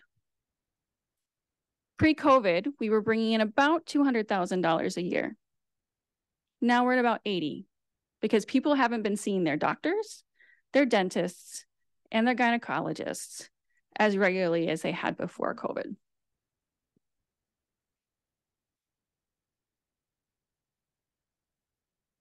Public health admin, that's me. That's our health educator. And we actually do some mandated things. So our community health needs assessment, sometimes I'll call it a CHA, and our community health improvement plan, called a CHIP, are things that we're required to do by statute. We're also required to have a base level of public health emergency preparedness, getting back to what I talked to you guys about for measles, but also anthrax and other communicable diseases. I wanted to share a little bit. Hopefully you guys, if you haven't already taken out your phone to snap a picture of a QR code, please do so. This is our community resource guide. It's got a QR code on it. It takes you right to the guide.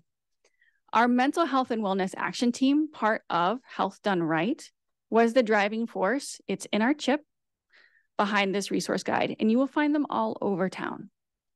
And if you need to find a meal, if you need to find housing, if you need to find access to a provider, this is a one-stop shop for folks to use this resource. I am going to put in a plug. We are in the process for updating our CHA. We are partnering with 3 different healthcare systems, Mayo, Marshfield, and HSHS Sacred Heart, as well as 2 other counties, Eau Claire and Chippewa, and 2 United Ways, to do a new assessment in this year. So hopefully you'll see us out and about later this year, and you'll take the survey to represent what you believe those health priorities are, and then we'll follow up on them. Spoiler alert, it won't be 12 pages. We think we're going to get it down to 2 or 3. That's awesome. Environmental health. You guys have used healthcare, the Dunn County Health Department services, because again, we're not required to do inspections, but it is a revenue generating service. We do that to offset some of our mandated services like communicable disease investigation and like human health hazards. So why would an environmental health specialist do communicable disease follow-up? Don't you have nurses for that? Well, we do have outbreaks associated with restaurants, and that has an environmental health touch. And so our environmental health specialists, EHSs, will follow up on that. And then they also follow up on dog bites. We still have rabies endemic to several populations like skunks and raccoons and fox. And sometimes they interact with domesticated, unvaccinated animals. And so we follow up on dog bites. In addition to our inspections for restaurants, we also have 2 programs that we could give back to the DNR around well testing. And again, those are generating revenue to offset some of those other costs that we have. All right, so I recognize that in that color, they kind of look like frogs. They're not frogs, they're babies.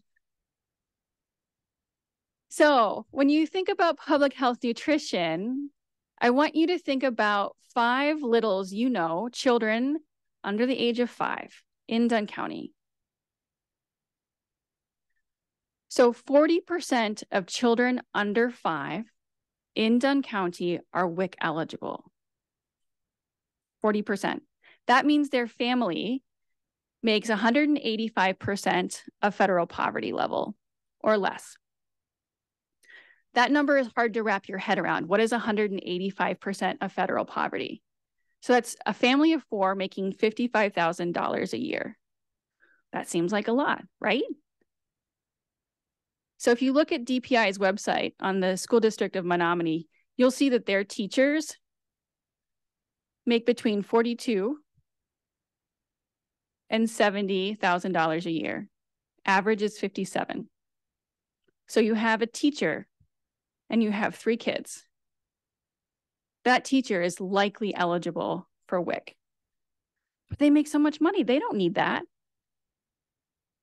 They do need that because that gives them a little bit of breathing room to take care of, maybe not their, so obviously their food budget, but then put some reserves back for that car repair that was unexpected, that trip to the vet for their dog, their kid's dog.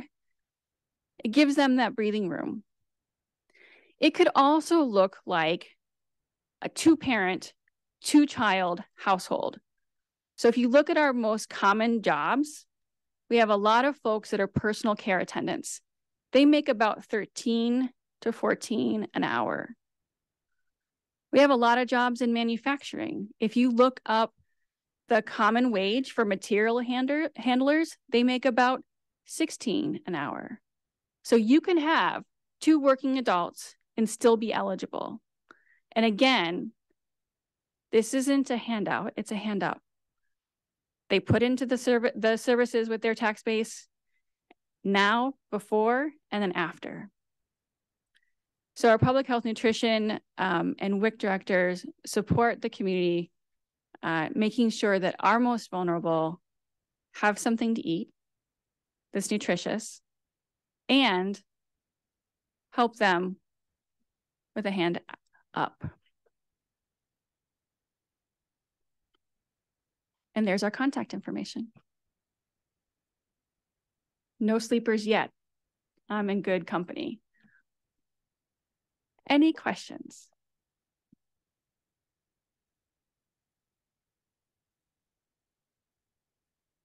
Everybody wants to go home. Thank you so much. Thank you, KT.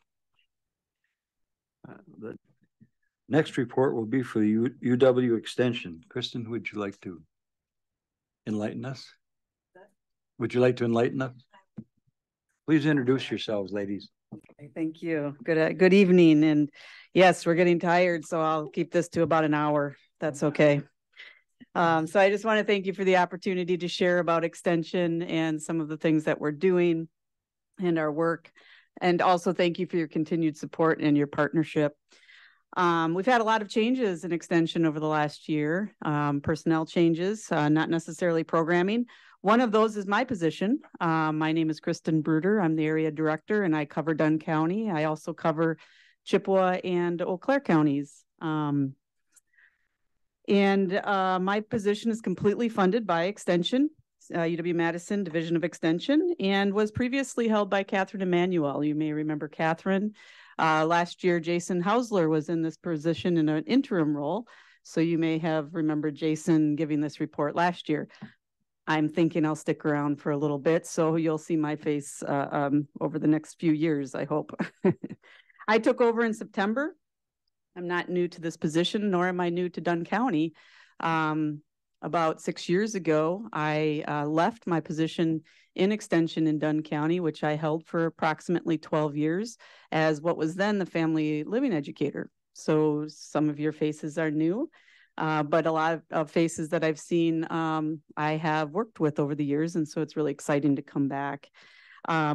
6 years ago, I did take on the director position in Polk, Pierce, and St. Croix counties. So again, I'm not new to this position, just new to this position in the region. My role is to oversee the educators and the programmatic priorities in the county and in Chippewa and Eau Claire counties. And I also serve as your voice to the UW extension system at UW-Madison. So I elevate things, elevate priorities that you have in the counties to our program areas. As I mentioned, a lot of changes have happened in Extension over the year, a lot of new faces. I could go into deep discussions about each of the program areas. We chose not to do that tonight. What we chose to do is to show you the new faces and then do a little bit deeper dive into one of our program areas, which Sandy will do shortly.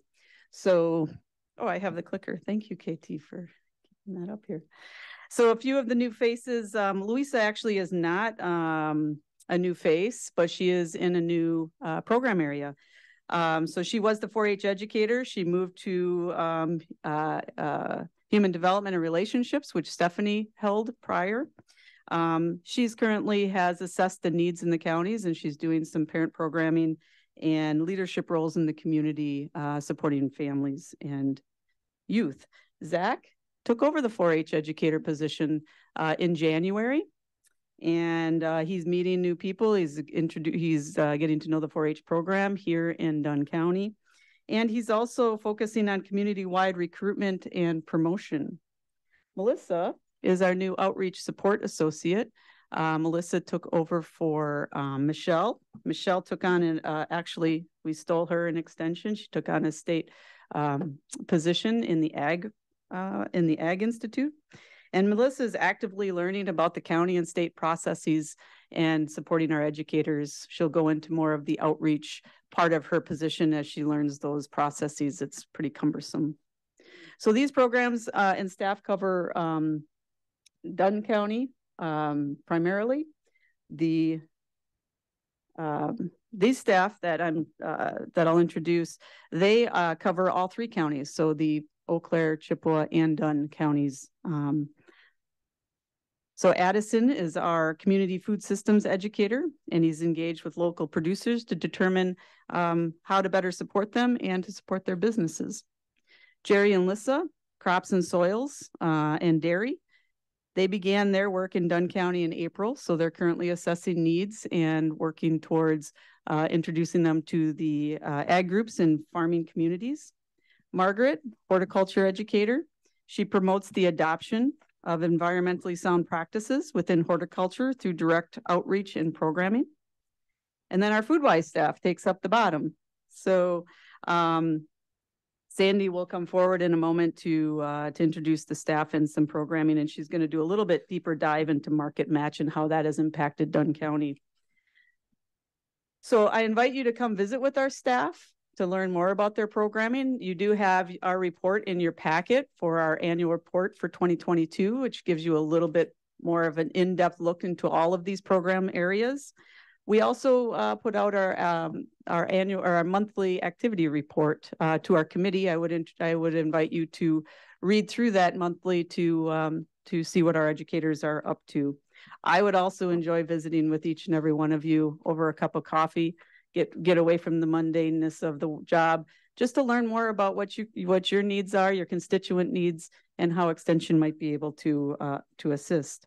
So with that, I'm going to hand it over to Sandy, and she'll talk about FoodWise. All right, thanks. So Sandy Tarter here, your FoodWise coordinator. I'm coming up on 15 years in Extension, and your FoodWise coordinator for Dunn, Chippewa, and Eau Claire counties. On the lower level here, you have Hillary Roth is our new educator based out of Chippewa. We have Joy Weisner and Jael Wolf based out of Eau Claire, but we all together take care of Dunn County. So, okay. These are the 6 institutes that we have in Extension. As you see here, all of the faces you just saw are part of these 6 institutes, and the FoodWise program is under that Health and Wellbeing Institute. All right, a little bit more about FoodWise. I know some of you are not quite as familiar with FoodWise. We're a completely federally funded program. We are the education arm of the SNAP Supplemental Nutrition Assistance Program. In Wisconsin, SNAP is called Food Share. And here in Dunn County, conservatively, our FoodWise program is a value of about $82,000. We are federally funded, as I said. What we ask from the county is office space and extension, IT support, and basic office supplies. Okay, what is our challenge? In Wisconsin, 1 in 9 families are in poverty, so it's about 11%. But did you know that here in Dunn County, we're higher than that? We're at about 12.5%. You may have also heard about the ALICE report, Asset Limited Income Constrained Employed, here in Dunn County. So people that are still experiencing challenges is at about 21%. So if you add those two together, over a third of Dunn County residents are really struggling. We know that individuals with limited incomes are at greater risk of food insecurity and obesity. So what is, let's see here, there we go.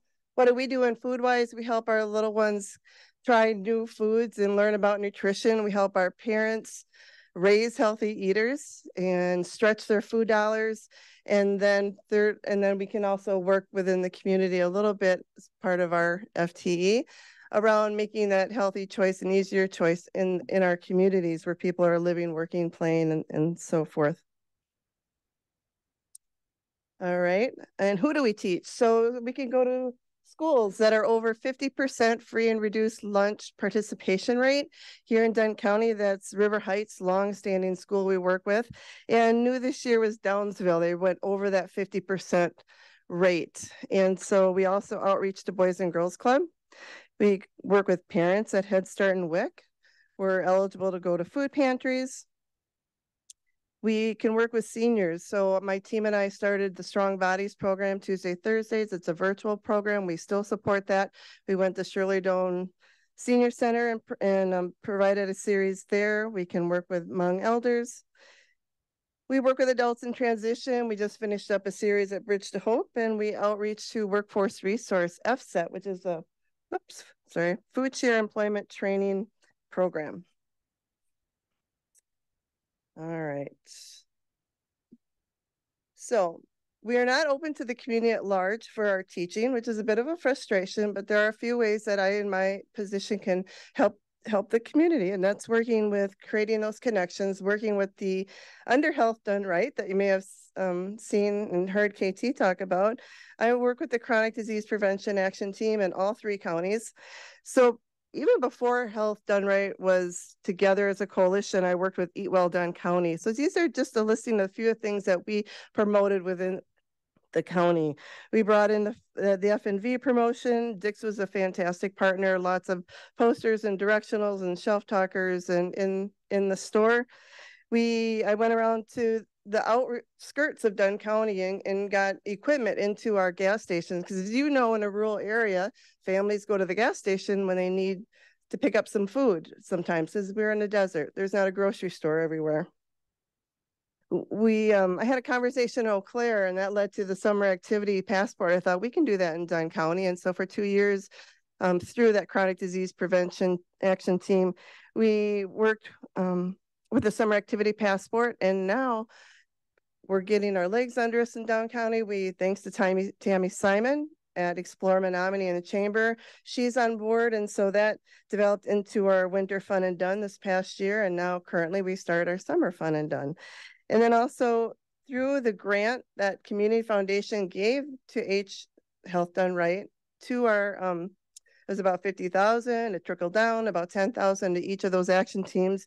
And there we started the conversations and the money towards the story walk, which you can see at Lakeside Park, and Market Match. So what I want to do now is get into that Market Match. So EBT and Market Match, EBT, Electronic Benefit Transfer. So we started that.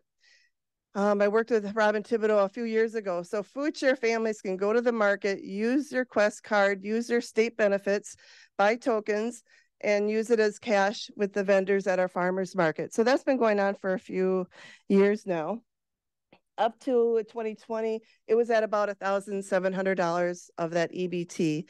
In 2021, when that money came down through Health Done Right, our action team, we decided this is a perfect time. I called up Robin and said, let's get some Market Match going here, and we together submitted a grant, and it started. So WestCap has been a phenomenal manager of the farmers market. So what is that match? For every $1 a food share family spends at the market, we will match that with $1 up to $10 per market. So when they buy $10, they walk away with $20 worth of tokens. So that match was funded then by the Chronic Disease Prevention Action Team for $3,000. So you can see here what started as $1,700 in 1 year jumped to $8,000 purchased from Food Share and the $3,500 match. I said $3,000. We ran out of money. WestCap went to the Community Foundation, got $500 more dollars. So then it went up to $11,500. In 2022, we knew we needed more money. We reached out as a chronic disease. I'm going to call out Caitlin at the Public Health because she did a lot of this work, and I want to acknowledge that.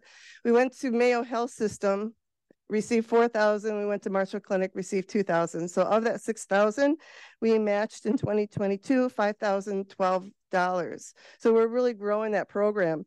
So last year, almost $16,500 is now infused into the market. Helps the families, but helps the vendors as well. So definitely food insecurity has been increased from this program.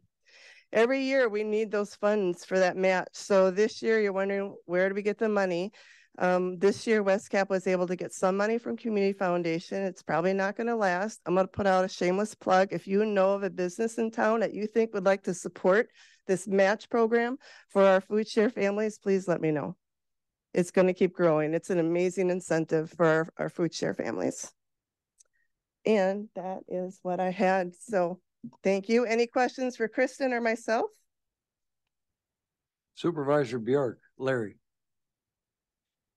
For board member Jim Anderson hat, and would like to recognize statewide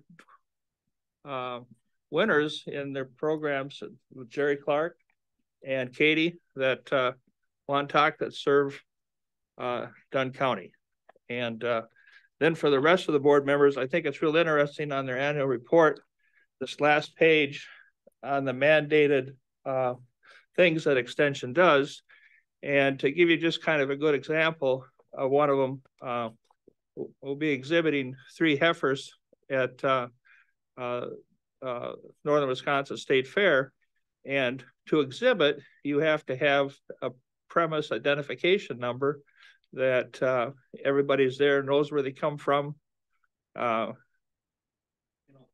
Food safety, starts at the farm, and Extension seems to be the guiding force in making things happen.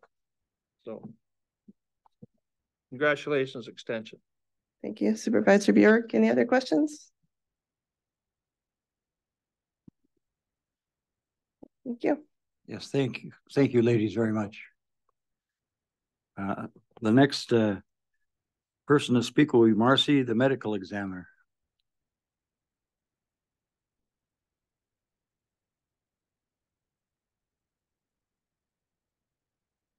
Good evening. There seems to be a theme, a call for uplifting reports. And so I will do my best. I'll begin it with a piece of positivity. My name is Marcy Rosas. I'm the medical examiner for Dunn County and Eau Claire County. Eau Claire contracts with Dunn County for services. We've had this relationship with Eau Claire County for about 7 years now.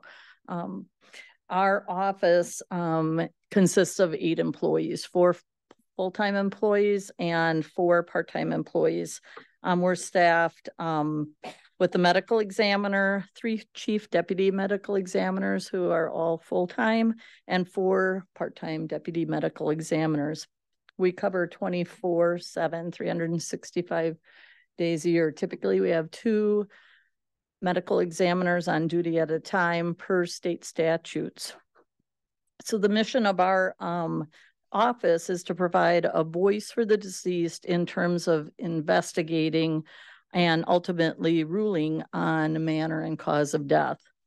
I'm not going to read through my whole report, but I do want to highlight a couple of concerns and challenges that our office faces that has been on the increase in the last several years. Our recap numbers, which I provide for the board each year, are documented on the back pages. We've served over 1,500 families during the time of death of their loved ones in 2022 with both counties combined. I outlined 2 of the challenges in the opioid crisis. I want to touch on a couple things that are included in my report. Everybody, I believe, in this room has heard of fentanyl. And in 2022, the U.S. had hit a record high for overdose deaths. 109,000 deaths attributed to overdoses alone in 2022. The fentanyl epidemic has reached most states in the United States, and Wisconsin is one of them. Dunn and Eau Claire County has been affected by this crisis. There's a chart that I could reference that Eau Claire County in 2021 had 3 deaths that attributed to straight fentanyl with no other drugs in their system. And if you look to 2022, that moved to 10 deaths. Fentanyl combined with other drugs in 2021 were at 9, and that lowered to 8. part of that tells us that people seeking drugs are seeking fentanyl. We're going to see that shift change from combined drugs to straight fentanyl in some of the areas. So an overall of 17 deaths in 21 and 22, had 23 in Eau Claire County. If we move over to Dunn County, historically, and we've touched on this at other reports that I have presented, there seems to be a line in the sand between Dunn and Eau Claire County. We always experience much more overdose deaths in Eau Claire County. Why is that? We don't have an answer. It doesn't mean that Dunn County is not affected by this fentanyl issue. The number of deaths, we can't gauge everything by the number of deaths. Recently, there was a stop on I-94 in our county that yielded enough manufactured fentanyl pills, which are also known as M30 pills. They're manufactured to look like oxycodone to equal 12,500 lethal doses of fentanyl.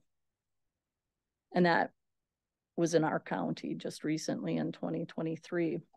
So even if the numbers don't reflect deaths, it is in our counties. So the chart represents actuals. In order to have a better understanding of this, I reached out to a couple of members of our West Central drug task force, Investigator Westland from Dunn County and Sergeant Falk from Eau Claire County, that provided me with some insight. Fentanyl's been on the rise in the US for years. And our counties are experiencing a large increase in fentanyl sales and possession. Fentanyl is far more profitable of a drug for drug manufacturers because it completely removes the agricultural aspect of opioid manufacturing. So if heroin requires land and labor for poppy crop, which is the base ingredient for heroin. Fentanyl is made through chemical process, much like methamphetamine was. So it's simple and inexpensive to manufacture. Fentanyl starts out 50 times more powerful than heroin. So the manufacturers cut it with other agents. The dangers that come into play is inconsistent processing with this mixer, which is potential for higher ratio of fentanyl to that cutting agent, whatever it's mixed with. And some doses are much stronger and ultimately lethal. So the demand by users and the inexpensive cost to manufacture guarantees the presence of fentanyl in our future. As a result, our office, as well as law enforcement and other agencies, face the risk of personal exposure on a regular basis to this deadly drug while we're serving the communities that we live in. My other point that I need to bring up is the rise in unclaimed human remains. Okay, so now we have fentanyl and unclaimed human remains, not an easy or pleasant topic, but both are a reality. So according to the Washington Post, as I put in my report, in 2020, there were more than 1 million unclaimed bodies in the United States. People ask me why. Why is it that somebody would choose to not take care of their loved one, to take financial and personal responsibility in the time of their death? There's no obligation, legal obligation for next of kin to take responsibility for final disposition. And then there's multiple reasons why people would choose not to. Family dynamics, estrangement, and economics of death can all play a part. Another important part that is the lack of pre-planning on the decedent's part prior to their death. So per state statutes, the coroner or medical examiner's office has to take responsibility for the deaths of unclaimed human remains, both financially and in decision-making once we've done our due diligence to try and locate families and check for state assistance for coverage, for burial coverage. And we dedicate a lot of time and or resources to each and every case, no matter what the circumstance. People die every day. This trend has an impact on funeral homes and hospitals where there's limited refrigeration and capacity, which in turn puts pressure on our office to come to a conclusion for final disposition. So if we're talking dollars and cents, each unclaimed remains that Dunn and Eau Claire County Medical Examiner's Office statutorily takes responsibility for comes at a cost of $850 for cremation and removal fees and lost revenue between $255 and $308. Now, some counties' budgets, this sounds small, and in 2022, there was 5 in the combined 2 counties, and it equals approximately $5,000 of our budget, a budget line item that I didn't have to consider 5 years ago. We have to consider now. So with that, these are brief explanations of a couple of the challenges that we face in our office. Unfortunately, we're on track to exceed that number of both overdose deaths and unclaimed human remains in 2013. Our office will continue to serve these communities with respect and dedication that we have in the years past. And I want to thank all of you for the continued support of our office and the work we do. And I could answer any questions that you might have.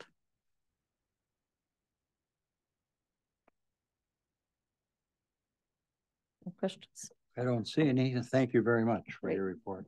Thank you. Thank all the departments for their reports and for their work that they do.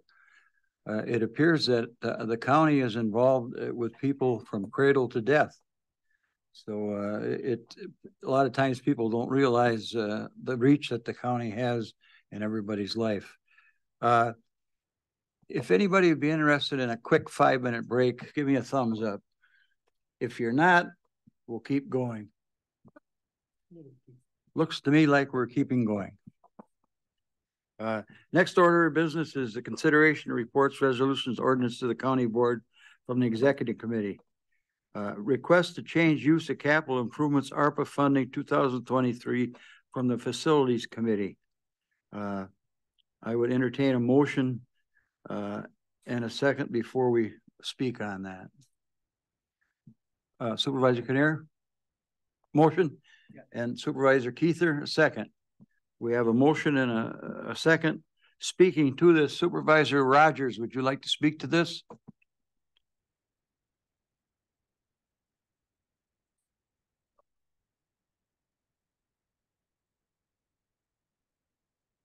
Is he still on? Yep. You're muted, Mike.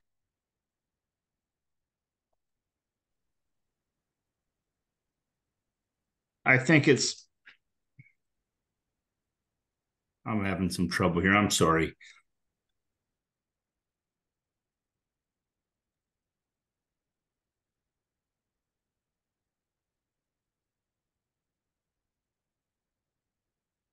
We could hear you.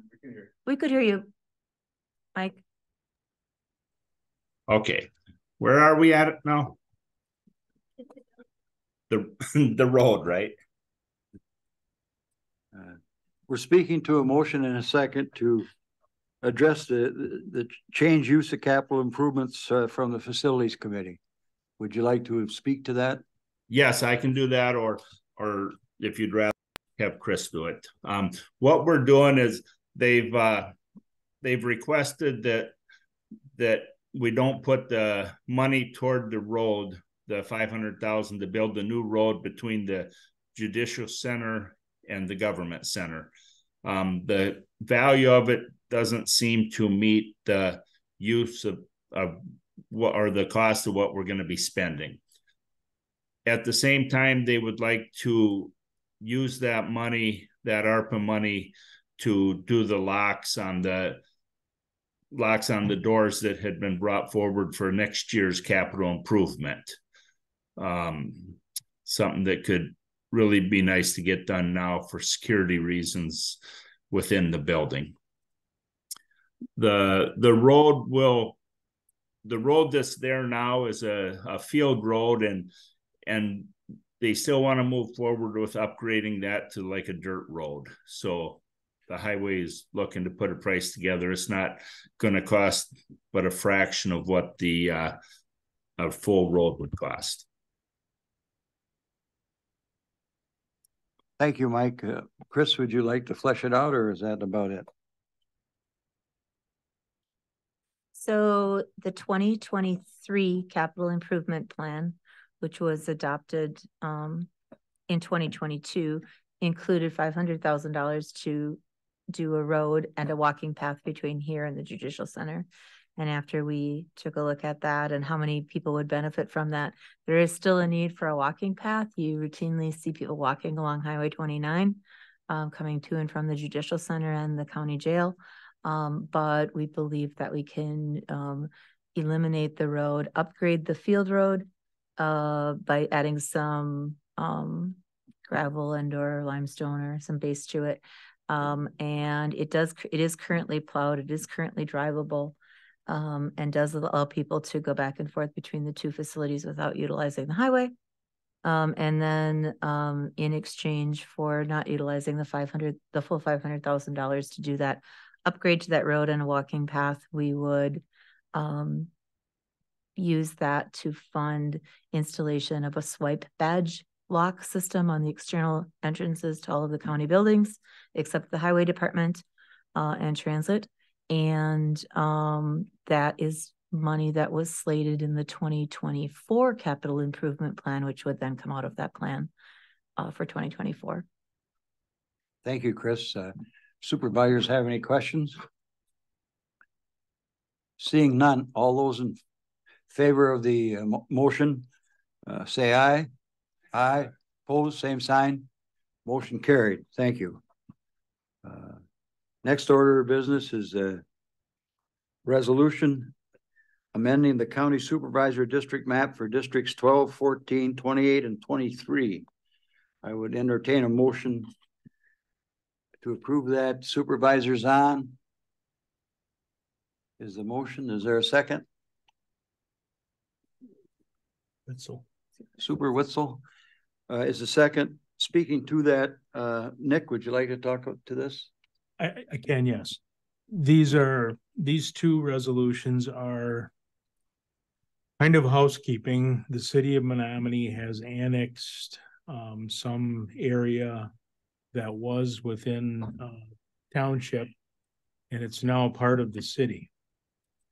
Because it's leaving the township and coming into the city, it would be necessary, legally required, to have ballot equipment and print ballots for this small new precinct, because it's not included in the city precinct and it's no longer in the township.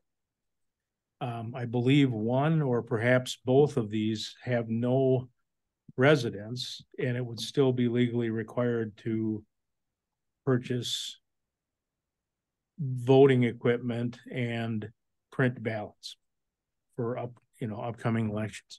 So what this does is it takes the territory from one supervisory district from in the township and shifts it into a supervisory district within the city of Menominee.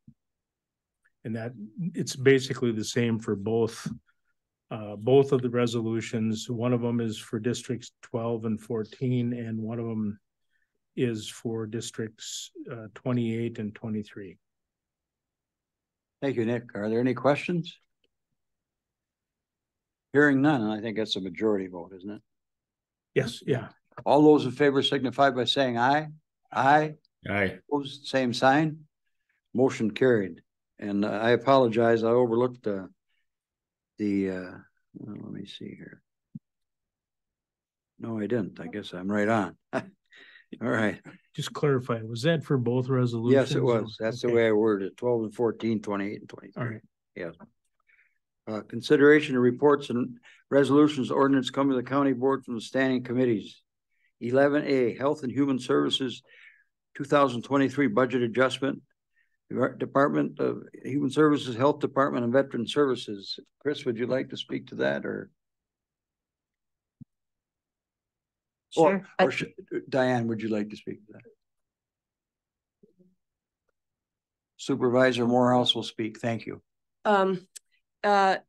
These essentially are routine budget adjustments. We look at them all the time. These are grants that were not budgeted. These are, minor changes. A community foundation grant to the Department of Public Health, a one-time grant to the Veterans Services Office, and additional grant funds for the Department of Human Services. Pretty routine, and I think the budget adjustment is fully explanatory. Thank you, Supervisor Morehouse. Any questions? Hearing none, this is a roll call vote. Do we have a motion? Good point. Point well taken. And Supervisor Morehouse moves. Is there a second? Supervisor Zahn seconds. We have a motion and a second, and it's a roll call vote.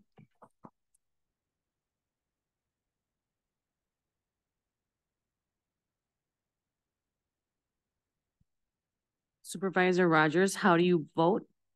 Yes.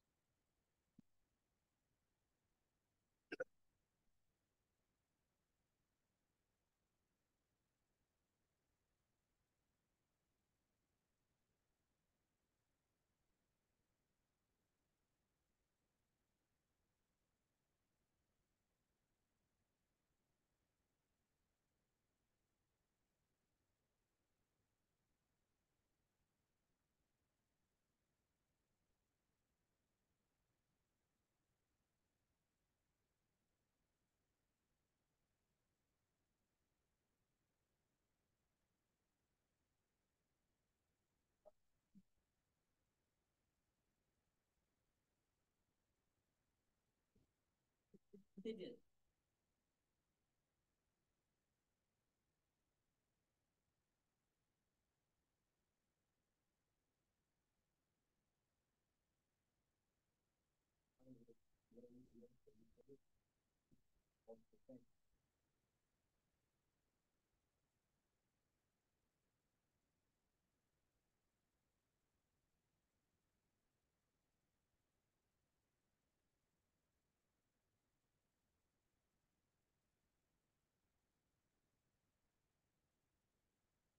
Twenty-six votes for yes. Thank you, Jackie, and we'd like to thank Mr. Dunbar for the technical help there. Next order of business is 11C, Library Planning Committee, the receipt of the 2020 land division ordinance. Oh, that's first reading. Excuse me. Next order is 11B1, amend land division ordinance, first reading. Division ordinance A. I would entertain a motion and a second. Supervisor Quinn moves. Supervisor Morehouse seconds. Speaking to the ordinance, Supervisor Quinn. So this is the first reading, so it's there for everyone to take a look at. Okay. This is the ordinance the committee has worked on for quite a long time, and it's had really productive input from a number of town officials. So take a look at it, and there'll be more discussion during the month, but we'd be happy to answer the questions people have.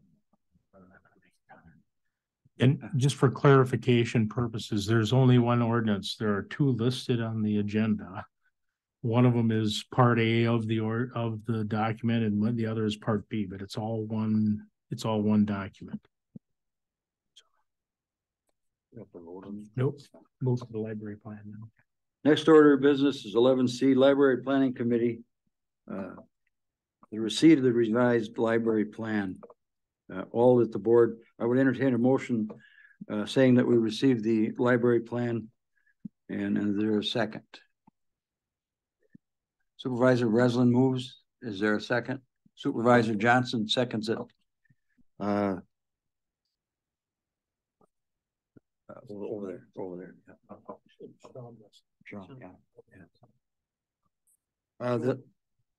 Speaking to this, I guess I can speak to it. The library committee meets about 3 or 4 times a year. The Dunn County Library Planning Committee, and yearly or maybe every 2 years we look at the plan, see if it should be revised, updated, see if it's current, and that's what this is. And our vote is just by the board is that we received the plan. So is there any questions? Seeing none, all those in favor signify by saying aye. Aye. Aye. Opposed, same sign. Motion carried. Next order of business is the Dunn County Dairy Breakfast, June 24th, 2023, 7 to 11 a.m. It'll be up at Connorsville at the Steve and Angie Olson Farm, the Maple Hills Dairy. Is there any Connorsville people that could give us directions here, as we said? Mr. Breslin. Yeah, easiest way to go would be right on 64. And as you're headed east away from, thank you. As you're headed east toward Bloomer, turn on 170th left. It'll be right on your right side. It's only probably about 800 yards off of 64. Thank you. Next announcement, next county board, Wednesday, excuse me. Oh, Jackie. All right. Jackie says we have an announcement, very important announcement. Here we go. Hey, everybody. I don't know if everybody saw the meat and cheese tray that Dick's provided today, but it was glorious. And on that note, we have depleted our Sunshine Fund. So if you would be gracious enough to, if you donate, to sign your name and just sign your name and amount it looks like, and we'll put it in here for the next time. So, or for the rest of the year, whatever. Thank you. Yes, and the tray was good. Make sure you get some on the way out. I'll race you there. Here we go. Next county board meeting, Wednesday, July 26th, 2023 at 7 o'clock. And then 12C, August 30th, 2023 at 5:30 p.m. board budget workshop. I have one more. Well, go ahead. So if you put a date saver out for August 10th, we're going to kind of rework the county picnic, and we're going to do it late in the afternoon here, so that we can take advantage of or offer the opportunity to partake for people that are between 2 shifts for our 24/7 operations. And so August 10th, late afternoon will be the date if you want to stick that on your calendars. Thank you, Chris. Does anybody have Supervisor Bjork? Larry Bjork. Thank you, Mr. Chairman. I want to thank Jackie for filling in for Andrew, and for Andrew up there at the top of the screen. I've been watching him. He has hardly blinked during the whole meeting, and I hear he's away at clerk's camp, and it's the longest day of the year, so you've got plenty of time to party. If he hasn't blinked, it's probably a picture. Any other announcements? Hearing none. The meeting is adjourned. Thank you all very much.